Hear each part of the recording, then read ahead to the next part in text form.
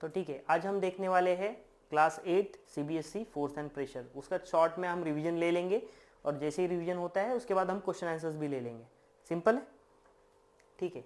Divisibility test नहीं, हम क्या कर रहे हैं, force and pressure.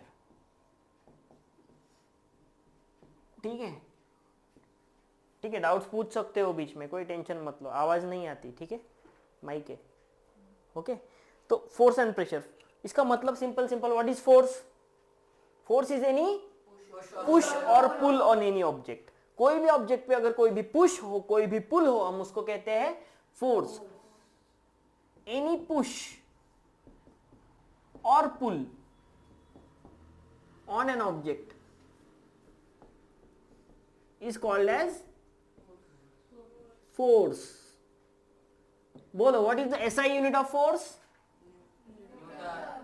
Very good, Newton, which is denoted by capital letter N. What is CGS unit of force? It is dyne. What is formula for force? बोलो। M1 L1 T minus 2. Okay, formula dimension m1 l1 t minus 2। Formula बोला तो force का formula बताना है। Mass into acceleration general है, और अगर mass constant नहीं है तो m2 v2 minus m1 v1 upon t, time, rate of change of momentum with respect to time. ये कौन से फोर्स के लिए बच्चा? मस्कुलर फोर्स के लिए फॉर्मूला है, ठीक है। हर फोर्स के लिए फॉर्मूला नहीं आएगा। बिजली भी तो फोर्स लगाती है, वो फोर्स के लिए ये नहीं आएगा, ठीक है। करंट भी तो फोर्स लगाता है, वो नहीं आएगा। मैग्नेटिक फोर्स, उसके लिए ये फॉर्मूला नहीं आएगा। ये है मस्कुलर फोर्स, मैकेनिकल फोर्स के लिए फॉर्मूला है, याद रखना। जो फोर्स वेलोसिटी चेंज कर सकता है उसके लिए फॉर्मूला है, ठीक है, बाकी कुछ नहीं है। ओके, सिंपल सा हमने फोर्स का फॉर्मूला देख लिया है। मैकेनिकल फोर्स का फॉर्मूला, डायमेंशन ऑफ फोर्स बोलूंगा तो M1 L1 T minus 2.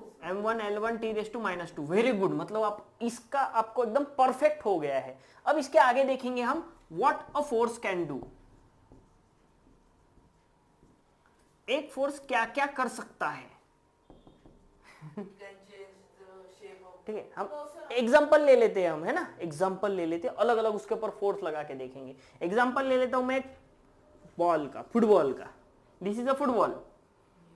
अब हम इसका क्या क्या कर सकते हैं देखेंगे, ठीक है। अलग अलग एग्जांपल में इसको डालेंगे। अगर मैं फुटबॉल को खली के हाथ में दे दूं, जो उसको दोनों साइड से दबा रहा है क्या होगा? इट विल चेंज द, क्या करेगा भाई? शेप चेंज करेगा। Change the shape, change the shape of the object. Of the object लिख दो, ठीक है, चेंज द शेप। दूसरा, ये रेस्ट पे है, रेस्ट से मैं यहां से एक फोर्स लगाऊंगा तो क्या होगा?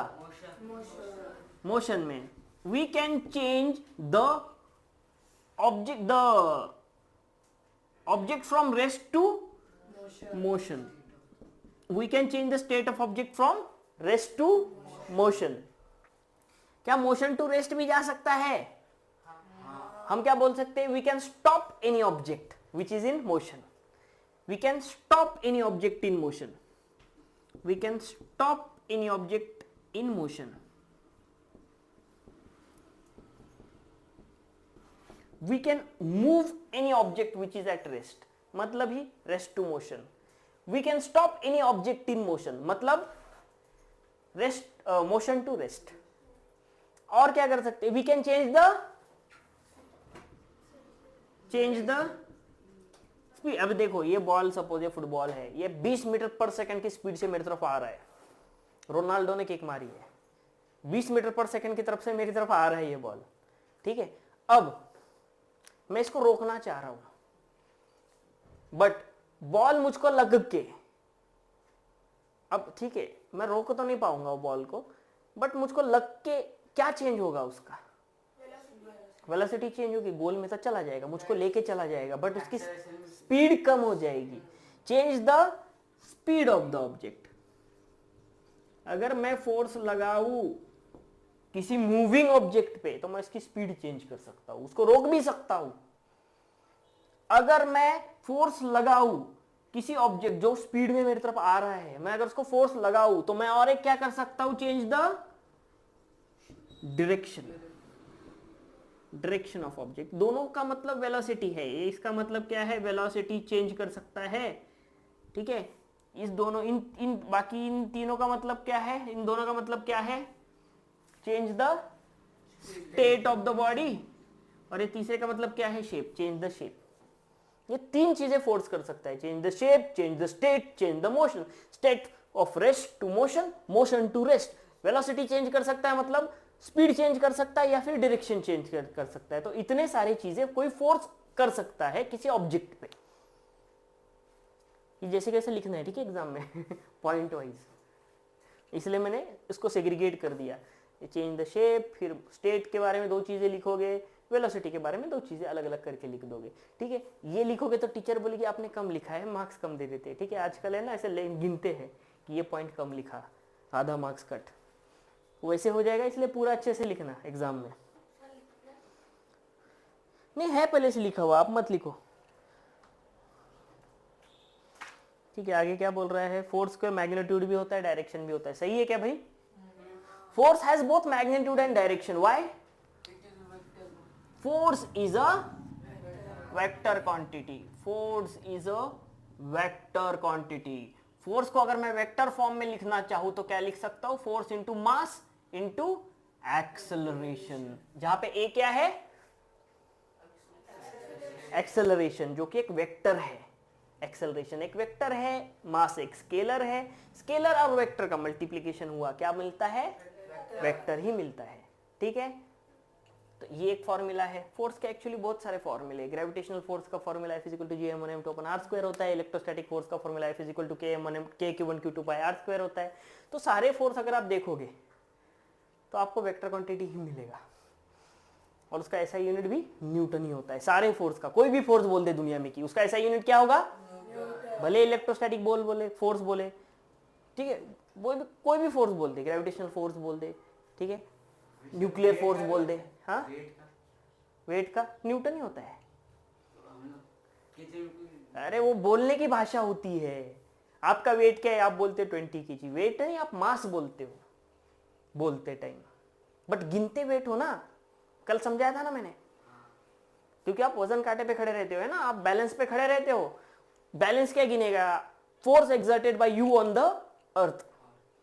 तो एक्चुअली वो फोर्स गिन रहा है, बट आपको बता रहा है मास, क्योंकि डिवाइड बाय 9.8 करके आपको बता रहा है, ठीक है। इसलिए आप बोलते समय वेट बोलते हो, क्योंकि उसने आपको फोर्स गिन के बताया। समझ रहे हो, ठीक है। और देखते हैं क्या क्या कर सकता है, जितना हो सकता है मैं बोर्ड भर देता हूं। ये हो गया, ये हो गया, ये फोर्स कितने टाइप होते हैं, ठीक है। अब मैं नहीं बोर्ड भर सकता, इतना बोर्ड है, यहाँ पे अच्छे से देख लो। अब हम टाइप ऑफ फोर्सेस सीखने वाले, अलग अलग टाइप ऑफ फोर्सेस, ठीक है। और उसका मैं थोड़ा थोड़ा आपको डिस्क्रिप्शन भी दे दूंगा। फोर्स एंड प्रेशर, हम आ रहे हैं अभी टाइप्स ऑफ फोर्सेस की तरफ। हमने पहले ही बहुत डीप में पढ़ा है, ठीक है, यहाँ पे कोई भी नया नहीं है, सही है। रिवाइज कर रहा हूं सब चीजें PT1 के लिए, ठीक है। इस बार कम से कम है ना 5 बच्चे हमारे चाहिए रैंक में। इतना तो एक्सपेक्ट कर ही सकता भाई, कितना क्या क्या क्या नहीं पढ़ रहे हम। एस चांद पढ़ रहे हैं, RD शर्मा भी पढ़ रहे हैं, NCERT भी पढ़ रहे हैं, JEE भी पढ़ रहे हैं, सब कुछ पढ़ रहे हैं ना, तो एक्सपेक्ट तो कर ही सकता हूं मैं, ठीक है। Types of forces, types of forces घर पे पढ़ रहे हो कि नहीं पढ़ रहे हो, पढ़ो, ठीक है। छुट्टियों में मैं कुछ नहीं बोला है ना, सिर्फ थोड़ा थोड़ा डराता था, बाकी मैंने कुछ ये नहीं किया, एक्शन नहीं ली। मुझको पता है बच्चे हैं, खेलेंगे। छुट्टियों में मैंने ज़्यादा प्रेशर नहीं दिया, अभी पढ़ना है, सबको बोल रहा हूँ, अगस्ती पढ़ना है। चलो चलता है, कुछ नहीं है, चलो हम सीधा सीधा लड़ेंगे, टेंशन मत लो। Types of forces, muscular force, muscular force, ध्यान दो भाई, नीचे पीछे देखना नहीं है, इधर देखो। फ्रिक्शनल फोर्स हर एक के बारे में बताऊंगा मैं, तो यहां से ध्यान से देखो, थोड़ा सा डीप में बताऊंगा आपकी जो लेवल है उसके ऊपर का। मैग्नेटिक फोर्स,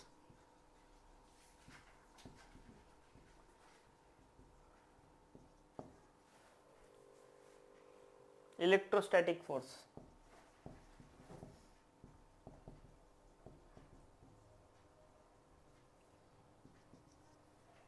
मैग्नेटिक फोर्स अलग है थोड़ा सा, वो उसके बारे में बताने के लिए मेरे को आपको डायपोल मोमेंट वो सब बताना पड़ेगा, फिर आपको फोर्स निकाल के बताना पड़ेगा, तो उसके बारे में हम थोड़ा कम ही पढ़ेंगे अभी। ग्रेविटेशनल फोर्स, बट बाकी चीजें हम अभी पढ़ ले सकते हैं थोड़ा थोड़ा शॉर्टकट में। मुझको बताओ मस्कुलर फोर्स का यूनिट क्या आएगा?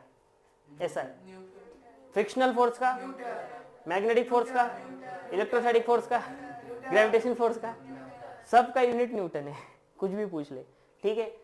मस्कुलर फोर्स होता है F is to M A, ये फोर्स होता है चेंज इन वेलोसिटी की वजह से। अगर चेंज ही नहीं हो रही है वेलोसिटी तो फोर्स जीरो है भाई, वेलोसिटी ही चेंज नहीं हो रही है तो force and on object is zero, simple है। External force and on object is zero, कौन बोला था ये? न्यूटन बाबा। वो पहला लॉ भूल गए क्या? क्या था पहला लॉ? लॉ ऑफ इनर्शिया क्या था? Body is at rest until external force is applied. तो बॉडी at rest, हाँ, body remains in a state of rest or motion until and unless an external unbalanced force acts on it। मतलब भाई body की अगर velocity change नहीं होगी तो उसके ऊपर का फोर्स जीरो होगा, एक्सटर्नल अनबैलेंस फोर्स जीरो होगा, ये बोला था न्यूटन। अब एक ही चीज को अलग अलग तरीके से हम समझ सकते हैं, ये भी समझ सकते हैं कि अगर एक्सेलरेशन जीरो है तो बॉडी के ऊपर का फोर्स जीरो है। मैं ये भी कह सकता हूँ कि चेंज इन वेलोसिटी जीरो है तो बॉडी के ऊपर का फोर्स जीरो है। समझ रहे हो ना? अलग अलग चीजों को एक ही तरीके से, मतलब एक ही चीजों को अलग अलग तरीके से हम बोल सकते हैं।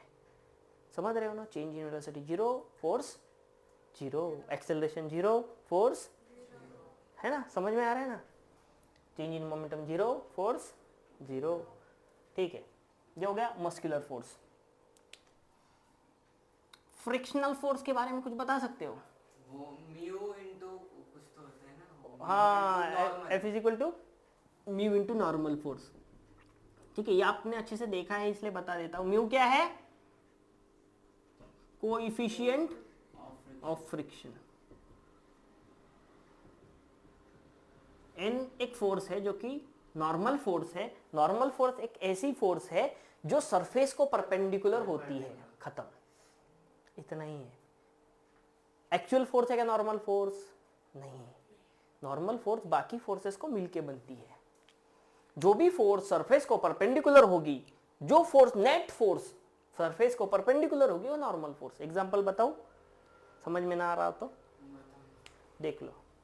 अब ये है मेरा सरफेस, सरफेस पे मेरा खुद का वेट एक्ट करता है। सपोज मैं एक गमला पकड़ के बैठा हूँ, उसका भी खुद का वेट नीचे ही एक्ट करेगा। गमला का वेट छोटा m g, ठीक है।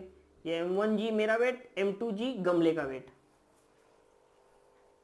टोटल फोर्स ऊपर कितना है भाई? m1 g plus m2 g, तो ये हो गया नॉर्मल रिएक्शन। अब मैं थोड़ा सा टेढ़ा कर देता हूं, फिर से गमला वही, मैं भी वही, बट जमीन टेढ़ी हो गई है। अब नॉर्मल रिएक्शन ऐसा लगेगा। सपोज ये जो एंगल है हॉरिजॉन्टल के साथ में है 30 डिग्री, ध्यान दो। अब तो ये ऊपर वाला फोर्स हमको अच्छे से पता है, m1g प्लस m2g, हमको ये निकालना है। ये होगा 60 डिग्री, तो क्या बता पाओगे ये कितना है? m1g प्लस m2g cos 60, सीधा सीधा आंसर है। मैंने बोला था एंगल के साथ रहा तो cos लेने का और इससे मल्टीप्लाई कर देने का, ज़्यादा दिमाग नहीं लगाना है। cos 60 ले लेना है, cos 60 को इससे मल्टीप्लाई कर देना है, खत्म। समझ में आया ना? एंगल के साथ है कि नहीं? तो cos 60 multiplied by m1g plus m2g, ये मिलेगा। क्या मिलेगा? m1g plus m2g multiplied by cos 60। किए ना हमने प्रॉब्लम, ऐसे मत देखो मेरी तरफ की किए नहीं है। वेक्टर विक्टर कर सॉल्व, पूरा वर्क एनर्जी थ्योरम सब कुछ सॉल्व कर दिया ना भाई। अब ये क्या है, ये तो एकदम इजी सवाल है ना। ये 60 डिग्री से चिपका हुआ है, बताओ ये कितना है। तो m1g प्लस m2g cos 60 मार दो, ठीक है, रिजोल्व कर दिया हमने।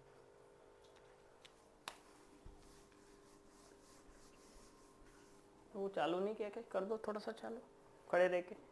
क्या करना है बस वो बटन, देखो मैं ही घुमा देता हूँ, रुको मैं भूल गया, एक बार रुको।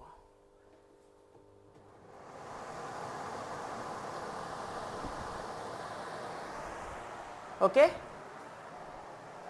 मैं भूल गया था एक्चुअली उसको चालू करना। चल रहा था, मैं बोला बहुत ज्यादा पसीना आ रहा है मेरे को, कैसे कैसे हो गया। आज तो मैंने सिस्टम लगा के रखा था। ठीक है, आगे का क्या है, ये n क्या है, नॉर्मल रिएक्शन। नॉर्मल फोर्स मतलब ही normal reaction, any force that is perpendicular to the surface. बेटी होते हैं ना, नहीं मैं बोला ना टेढ़ा है तो अलग है। टेढ़ा है तो हाँ, जरूरी नहीं हर बार नीचे की तरफ वेट ही हो, मैं कुछ लेके खड़ा हो सकता है, कोई मेरे को दबा सकता है, मतलब कुछ कुछ भी हो सकता है ना। वेट हमेशा नीचे की तरफ एक्ट होता है, इसलिए ज्यादातर वेट होता है। ठीक है, मैग्नेटिक फोर्स, इसके बारे में हम अभी ज्यादा नहीं पढ़ेंगे, बट ये डाइपोल मोमेंट पे है। मैग्नेट के पोल के ऊपर उसकी स्ट्रेंथ रहती है, तो मैग्नेट ने लगाया हुआ उसको पोल स्ट्रेंथ पहले आपको समझाना पड़ेगा, फिर मैग्नेटिक फोर्स में आपको समझा सकता हूँ। 2 ml छोड़ो अभी नहीं, इलेक्ट्रोस्टैटिक फोर्स के बारे में देखेंगे। ये आपको अच्छे, ये जो पढ़े हैं ना हमने फोर्स, वही इसी के बारे में बात कर रहा हूँ। F is equal to K Q1 Q2 by R square, where K की वैल्यू है 1/4 पाई एप्सिलॉन नॉट, है ना। क्या है K की value, epsilon not. Epsilon not is the permittivity of the medium. K क्या है, स्प्रिंग कांस्टेंट। कैसे, इलेक्ट्रोस्टैटिक कांस्टेंट होगा ना भाई, वो इलेक्ट्रोस्टैटिक फोर्स का फॉर्मूला लगा रहा हूं। Q1 Q2 क्या है, Q1 Q2 क्या है, चार्ज ऑन द, ये दोनों चार्ज है, Q1 और Q2 दो चार्ज है जो कि r डिस्टेंस से दूर दूर है ना। ये क्या है, डिस्टेंस बिटवीन चार्जेस। और K क्या है, कांस्टेंट है, electrostatic constant. Very good. Electrostatic force is equal to electrostatic constant into product of the charges and inversely proportional to the square of distance between them। ठीक है, अभी gravitational force भी तो same ही formula है, थोड़ा सा बस अलग है। F is equal to G m1 m2 by R square. Same चीज m1 m2 है मासेस, r है distance between them, r square ले लेना है। g क्या होगा, ग्रेविटेशनल कांस्टेंट। ठीक है, अब इसके बारे में ज़्यादा डीप नहीं है, एकदम ऊपर ऊपर से मैं आपको बता दिया, मतलब आपको पहचानते आना चाहिए। ये आपको नहीं है अभी एनसीईआरटी में, मैंने ऊपर ऊपर से एक बार बता दिया। ग्रेविटेशनल फोर्स कैसी फोर्स है, नेचर में से पुल करती है, it is a pull force, it is a pull force, एक ही डायरेक्शन है। इलेक्ट्रोस्टैटिक फोर्स पुल भी करेगी पुश भी करेगी, लाइक चार्जेस अट्रैक्ट करेंगे, अनलाइक चार्जेस रिपेल करेंगे, पुल भी करेगी पुश भी करेगी। Magnetic force same, like poles repel, unlike poles attract, pull भी करेगा पुश भी करेगा। लाइक पोल्स रिपेल, आपने वो इलेक्ट्रोस्टैटिक में इसमें उल्टा बोला गया मैंने इलेक्ट्रोस्टैटिक में, ओके गड़बड़ हो गई थी। एक्चुअली क्या होता है, like charges repel, unlike charges attract. Okay, frictional force के अंदर कोई पुश और पुल नहीं होता, यहां सिर्फ होता है अपोजिशन, वो हमेशा मोशन को अपोज करेगा। हम आगे चल रहे हैं तो फ्रिक्शन फोर्स किधर लगेगा, आगे ही लगेगा। मैं बताता हूं कैसे, ठीक है, ये सोचो, दिमाग लगाओ। हमेशा फ्रिक्शनल फोर्स मोशन के अपोज में लगता है, बट मैं कह रहा हूं कि आगे चलते वक्त फ्रिक्शनल फोर्स आगे ही लगेगा। इसका आंसर ढूंढना, थोड़ा दिमाग लगा। मुझ पे लग रहा है क्या फ्रिक्शन, किस पे लग रहा है, सरफेस पे, किसके, मेरे पैर के और जमीन के सरफेस पे। तो मेरा पैर मैं किधर ढकेल रहा हूं, पीछे, तभी तो आगे जाऊंगा। मेरा पैर मैं पीछे ढकेल रहा हूं, अगर मेरा पैर मैंने पीछे ढकेला तो फ्रिक्शन किधर लगेगा, आगे लगेगा। भाई मेरे को क्यों देख रहे हो चलते वक्त, पैरों को देखो, क्योंकि फ्रिक्शन फोर्स कहां लगता है, between the surface. Muscular force एक कांटेक्ट जरूरी है। मस्कुलर फोर्स कांटेक्ट फोर्स है, फ्रिक्शन फोर्स कांटेक्ट फोर्स है, magnetic force non contact force है, नॉन कांटेक्ट फोर्स है, नॉन कांटेक्ट फोर्स है। समझ गए? ये तीनों के तीनों नॉन कांटेक्ट, ये है कांटेक्ट फोर्स। रफ कर दो, देखते हैं आगे इसके ऊपर और कुछ है क्या।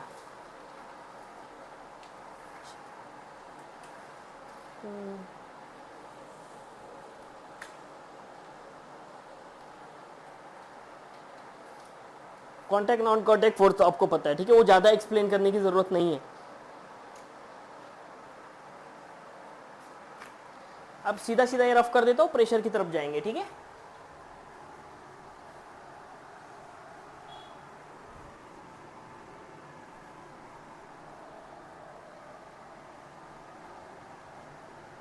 अब pressure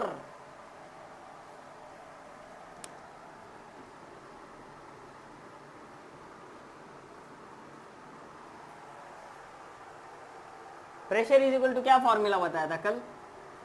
Force upon area. Force upon area. Pressure का यूनिट कल जो भी लिखा था ना, पास्कल। कल, हाँ ऐसा यूनिट क्या है, कल जो जो लिखा था वो मुझको एक बार बोलो पढ़ के। 1 atmosphere is equals to 760 रुको रुको, यहाँ पे मैं बॉक्स बना लेता हूँ। 1 ATM, is equals to 7 वो जो बॉक्स में था वही बोलना। 1 ATM is equal to 160 torr. एक ही कौन बोलेगा, कोई एक हाँ 760 टॉर और 760 mm of Hg is equal to 10⁵ pascal और इज इक्वल टू हो गया।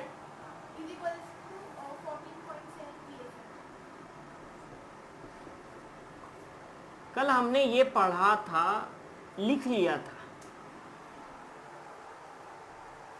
ये एटमॉस्फेरिक प्रेशर है, ये टॉर है, mm ऑफ Hg है, पास्कल है और psi है ना। ये सब आपने सुना होगा, है ना।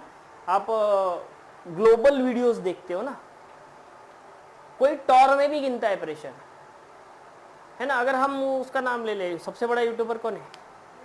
Mister beast. वो बोलता है psi फोर्स, एटमॉस्फेरिक यूज नहीं करता, है ना। वो क्या बोलता है? इतने psi की फोर्स लगा रहा है, इतने psi की फोर्स लगा रहा है। इंडियन यूट्यूबर जो होते हैं ना, वो एटमॉस्फेरिक प्रेशर की बात करते हैं, वो पास्कल की बात करते हैं,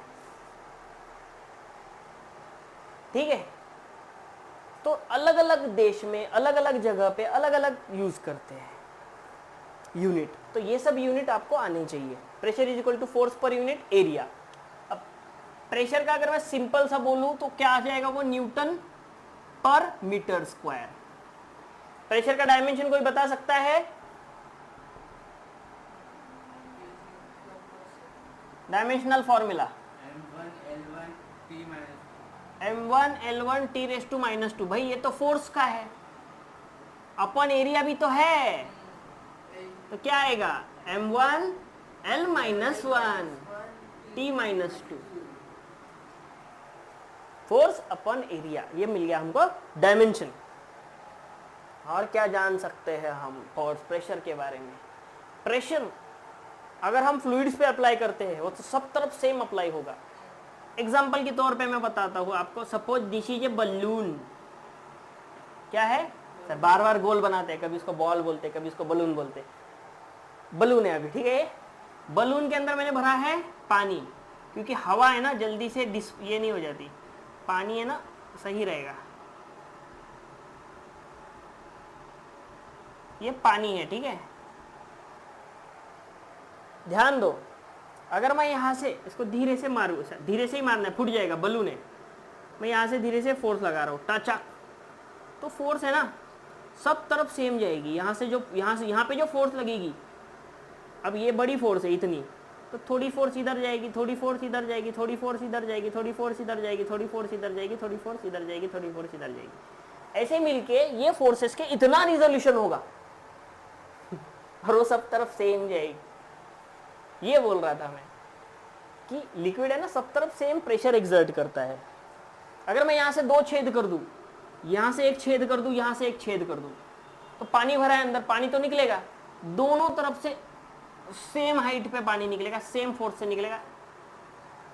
अगर सेम हाइट पे मैंने काटे हैं तो, अगर मैं नीचे काट दूं तो उसमें से ज्यादा पानी निकलेगा, है ना, हाइट की वजह से चेंज होगा, हमने वो पढ़ा है पोटेंशियल एनर्जी। बट अगर सेम हाइट पे मैं छेद कर दूं तो वो सेम प्रेशर से पानी बाहर फेंकेगा, एरिया भी सेम चाहिए। ठीक है, ये सब हमने सीखने के लिए मैंने इतना सब कुछ नहीं पढ़ाया ठीक है, ये तो बस ऐसे ही बता रहा था मैं कि ठीक है कि फ्लूइड्स एक्सर्ट इक्वल प्रेशर, ठीक है, उसके पूरे वॉल्यूम पे फ्लूइड सेम प्रेशर एक्सर्ट करता है। फ्लूइड, अब एयर की अगर बात करें तो एयर कंप्रेस हो जाती है ना, इसलिए मैंने एयर नहीं भरी बलून में, बलून में एयर भरी वो कंप्रेस हो जाता है फोर्स लगाया लगाया, इसलिए मैंने एयर का एग्जांपल नहीं लिया। But fluid are nearly incompressible, है ना, हम में उतनी शक्ति नहीं कि हम उसको कंप्रेस कर सके, तो फ्लूइड्स आर नियरली इनकम्प्रेसिबल। तो अगर फ्लूइड्स इनकम्प्रेसिबल है तो फ्लूइड्स के ऊपर ये लागू तो लिक्विड के ऊपर ये लागू होता है कि मैं अगर एक तरफ से फोर्स को दूं तो सब तरफ इक्वल फोर्स जाएगा, डिवाइड होके जाएगा। बट ठीक है, चलो अभी है ना हम प्रेशर के बारे में और जानते हैं। Pressure is produce when a force acts on any object, effect of force depend on the area of the object on which it acts. ठीक है, वो सब बता दूंगा मैं कि भाई आप है ना मतलब पूरे हाथ से ऐसे मतलब एक ब्लंट नेल ले लो और एक शार्प नेल ले लो, कौन सा जल्दी घुसेगा? शार्प वाला, क्योंकि उसका एरिया कम है। ये तो सब हमने बचपन से पढ़ते आ रहे हैं ना, वो सब डबल डबल बताने की जरूरत नहीं है। सीधा सीधा क्वेश्चन ले लेते हैं। A force of 100 Newton is applied to an object. A force of 100 Newton is applied on an object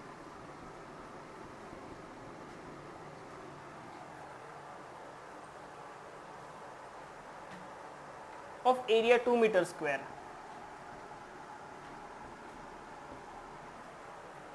Calculate the pressure.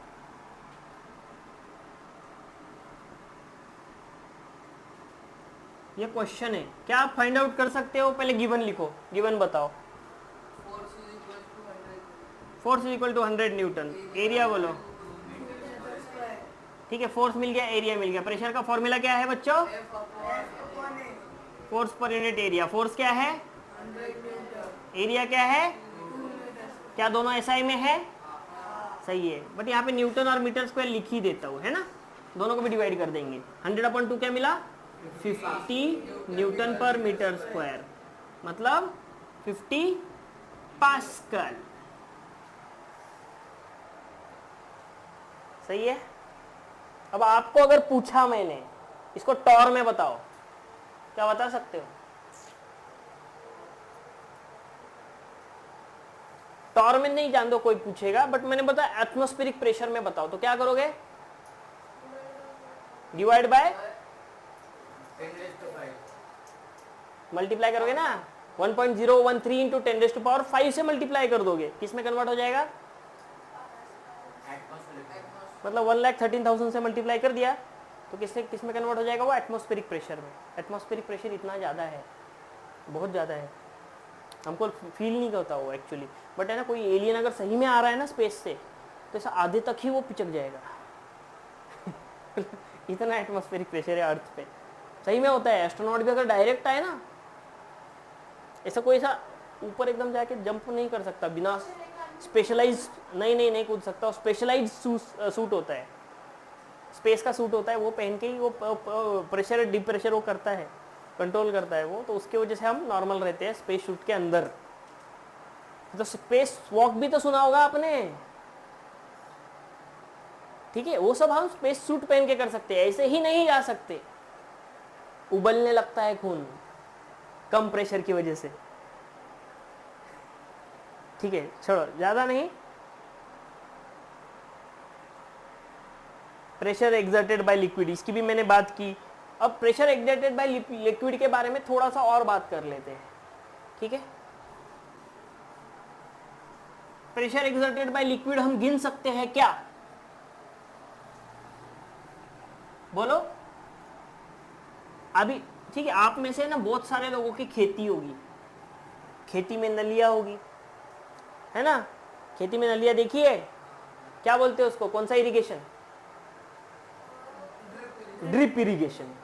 Drip irrigation में देखा है। अभी कैसा है, हमारे गांव वाले जो होते हैं ना, उनको इतना नॉलेज नहीं होता कि भाई प्रेशर कितना है, बट उनको इतना समझता है कि हाइट इतनी ज़्यादा हो रही है तो वहाँ पे ना पानी कम पहुँचेगा, यहाँ पे हाइट कम है तो यहाँ पे पानी ज़्यादा पहुँचेगा, इतना उनको समझता है एक्सपीरियंस की वजह से। आप क्या इनोवेशन ला सकते हो, अगर सही में आपका गाँव है वहाँ पे ड्रिप इरिगेशन यूज़ हो रहा है, तो इस मेथड से जो मैं अभी आपको फॉर्मूला सिखा रहा हूँ, वो फॉर्मूला का यूज़ करके अपने खेत में जाके प्रेशर अच्छे से गिन के आप नली की साइज बता सकते हो कि हाँ, वहां पे अगर नली की साइज इतनी रखी हाइट पे तो प्रेशर इक्वल होगा, क्योंकि आपको पता है pressure is equal to force पर यूनिट एरिया।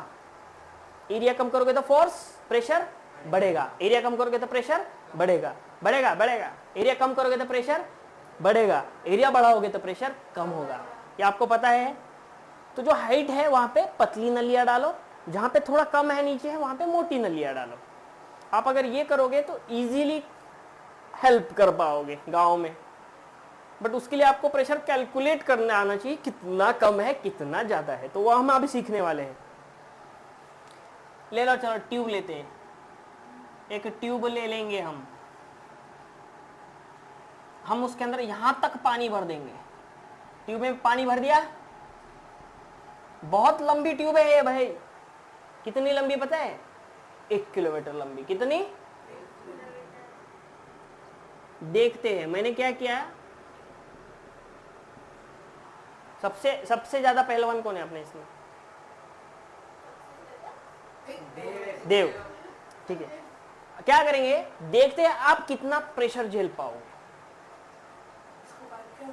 देव का एरिया निकालेंगे हम, हाँ, और प्रेशर के मदद से हम कितना, आप मतलब कहां तक जा सकते हो नीचे, कितना फोर्स कैलकुलेट, आप कितना किलो तक उठा सकते हो,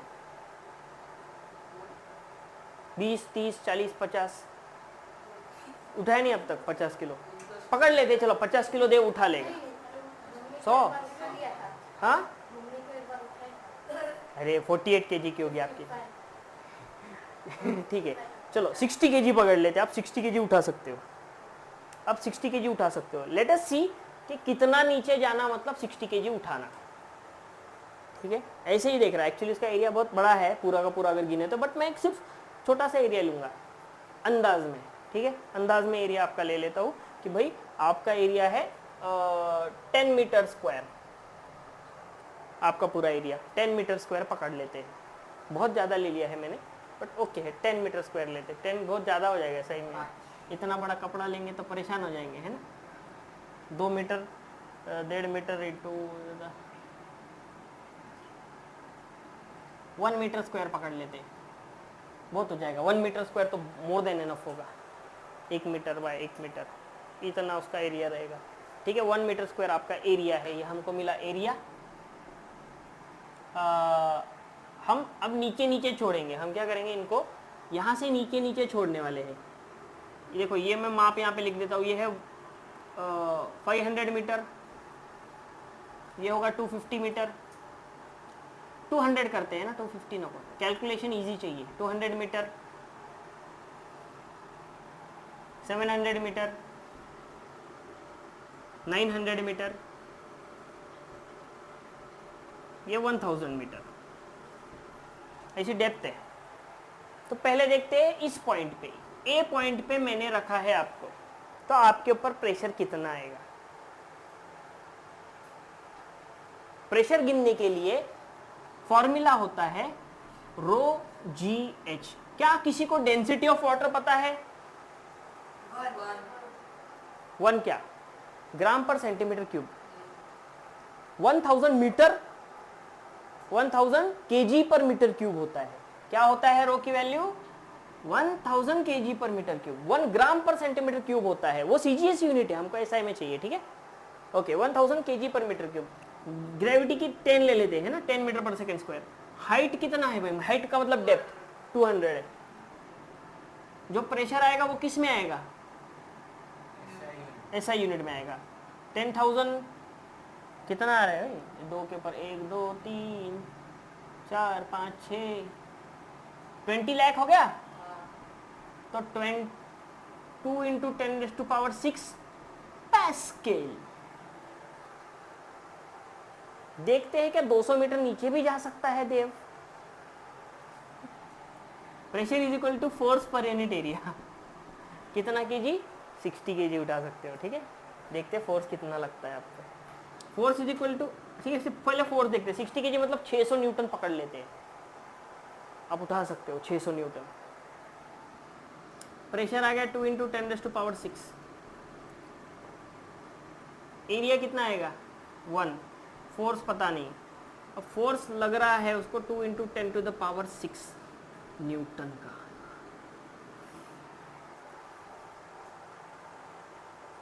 $20 लाख न्यूटन का फोर्स। आप कितना बोले थे? 600। तो यहां तक जाने में ही उतना लग जाएगा फोर्स। आपकी पूरी बॉडी, एक्चुअली पूरी बॉडी पे लगेगा वो। आपकी जब पूरी बॉडी आपको सब मिलके दबाएंगे ना, तो वो वाला फोर्स है। ये आप उठाने वाला फोर्स हमने गिन लिया, अलग अलग फोर्स ले लिए, गलत गलत फोर्स ले लिए। बट आप जब 200 मीटर नीचे जाते हो तब आपकी बॉडी के ऊपर कितना न्यूटन का फोर्स लगता है? 2 इंटू 10⁶, 20 लाख न्यूटन का फोर्स लगता है। सोचो, 500 मीटर के लिए निकालो, 700 के लिए निकालो, 1000 के लिए निकालो। पता है आपको मरियाना ट्रेंच 8 किलोमीटर नीचे है, वहां भी मछलियां रहती है। कितने का फोर्स लगता होगा? ठीक है, जो भी हमने अब तक देखा हम यहाँ तक फिनिश करते हैं। ठीक है, बाकी का अगले लेक्चर में हम देखेंगे।